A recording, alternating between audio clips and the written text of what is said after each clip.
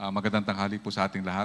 Maraming salamat po sa inyong pagsama sa amin ngayong tanghaling ito sa ating press conference kasama ang ating chairperson ng Special Task Force Degamo, our DILG Secretary Benjamin Abalos Jr. and co-vice chairperson ng STF Degamo na si DOJ Secretary Jesus Crispin Remulla.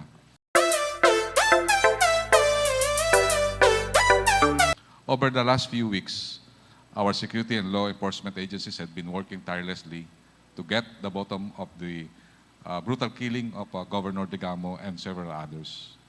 With the clear directive of the President, the DND, and the Armed Forces of the Philippines and its intelligence unit, for our part, collaborated with our partners in the PNP, the DILG, and the NBI, and also with the NICA to help build the case against the suspects.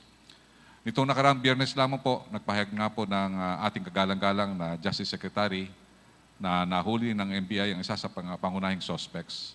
At wala rin pong humpay na maging operasyon ng Joint Task Force Negros doon po sa baba, yung ating mga armed forces at saka yung PNP, na mapanatili ang kaligtasan at seguridad ng komunidad sa Negros sa kabila ng nakabahalang insidenteng ito. Bagamat marami-rami na rin po ang kailangang upang tuluyang resolve ang kasong ito, binabati po namin ang lahat ng ahensya, lalo-lalo na ang ating Intelligence Service of the Philippines, ang ating Armed Forces of the Philippines, ang ating pong AP and PNP, at saka ang ating pong NBI sa agaran pong epektibong aksyon nitong mga nakaraang linggo. Ang DND at ang Armed Forces po ay patuloy na nandito upang magbigay ng suporta at sundin ang direktiba ng ating Presidente at ang ating task force commander tungo sa ating minimiting hustisya para sa pamilya ni Governor Degamo at ng mamamayan ng Negros Oriental. So on behalf of the DND and AP team, we really support kung ano po yung mga gagawin po natin pa sa mga sa STF Degamo. And we rest assured that the Armed Forces of the Philippines is always here with the DOJ and the DND in order to resolve other cases. Yan po ang masabi po namin sa inyo na kami po ay magtutulungan upang malutas po natin ang seguridad at ang problema sa seguridad ng ating bayan. Maraming salamat po. Maraming salamat, Sec. Charlie, of course, sa AFP, sa DND. No? At gusto ko naman mong ibigay ang mikropono sa ating kapartner naman po rito, ang Secretary ng Department of Justice na kung saan po, andyan niya po ang NBI. Secretary Boying Remulla po.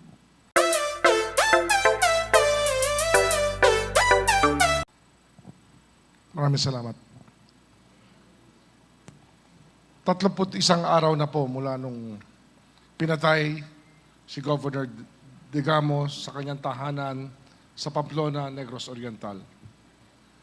At during this time, the Department of Justice has been working tooth and nail to solve this case, to bring justice to those who have been violated, and to catch those who violated the law to this gruesome act of violence. With the help of the NBI and the NPS, together with, of course, the DILG, the PNP, and most especially, I would say, the Armed Forces of the Philippines through the ISAF and their other special units, we can say that we have made significant progress in finally putting this case to a close.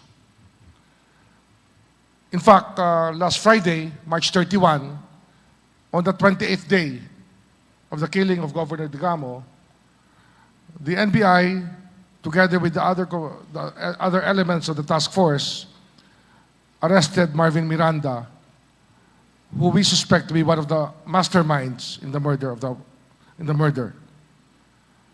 Currently, he's with the NBI.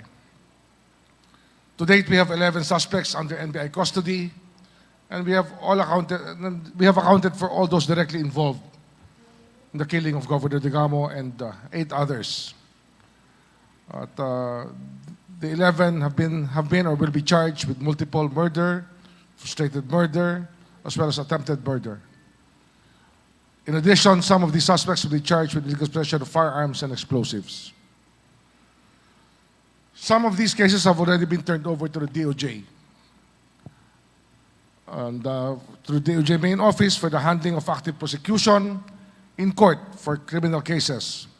While some have been filed for preliminary investigation before the Office of the Provincial Prosecutor of Negros Oriental and the Office of the Prosecutor General.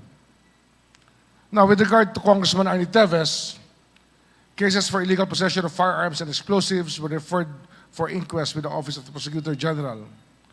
In line with this, the cases for illegal possession of firearms and explosives were referred for further preliminary investigation in order to ascertain if Congressman Arnie Teves is one of those who has actual and or constructive possession of the firearms recovered.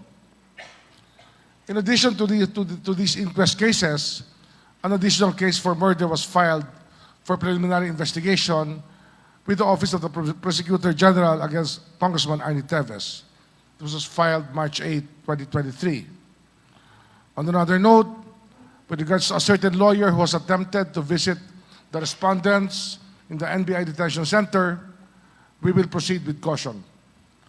None of the respondents have engaged the services of this so-called lawyer, despite having been asked multiple times. We cannot let strangers to the case force their involvement.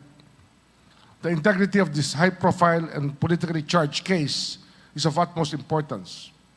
We are now doing our due diligence to see the background of this lawyer to make sure his presence does not jeopardize the case at hand. Last Friday, March 31, I also signed Department Circular number 20, which I believe will be a game changer in improving the conviction rate in criminal cases.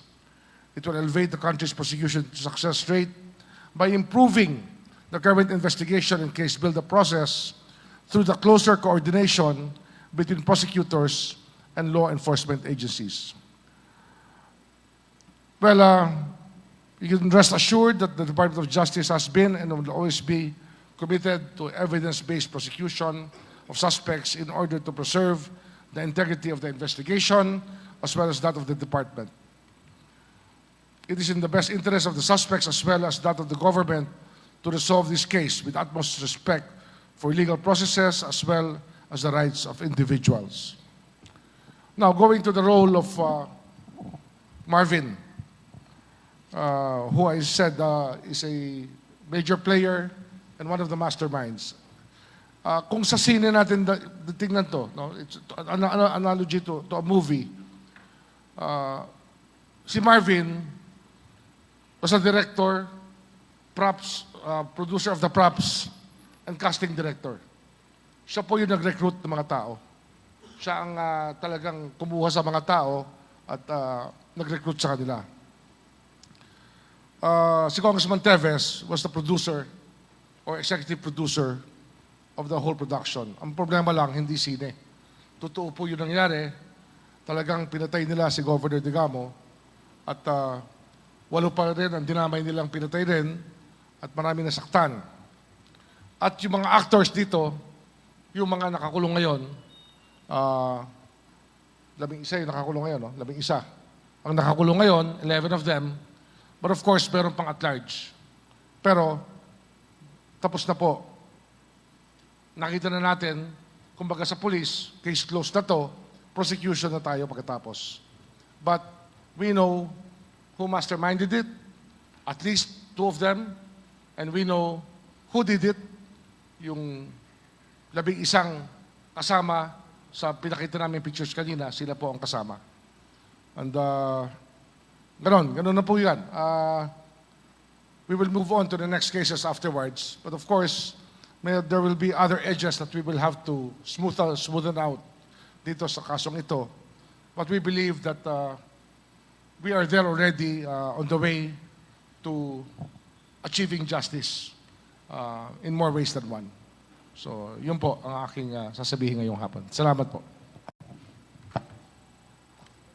Thank you very much to our SOJ, Honorable Secretary Jesus Remulla, sir. Can we proceed now, sir, to the question hour, sir?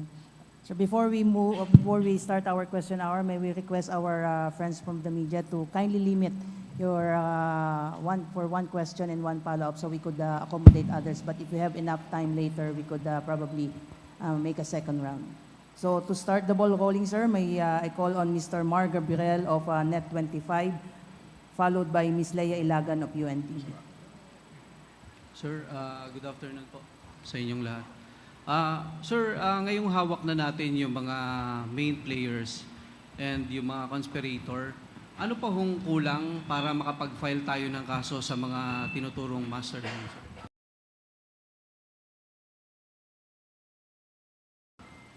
Due process kasi ang ino-observe natin. Hindi natin pwedeng kasuhan ng walang preliminary investigation yung dalawa. At ganoon ang ginagawa natin ngayon sapagkat ang requirement ng batas ay payagan sila sumagot muna ng kanilang counter affidavit at saka natin huhusgahan at i-file ng panel of prosecutors bago ito file sa korte. Ay, ganun po eh. It's due process we have to observe. We have to observe what the law has set aside for the rights of the accused. Yun lang po ang iniintay natin. But otherwise, tapos na po ang boxing, nahuli na po ang lahat. Yeah, yeah.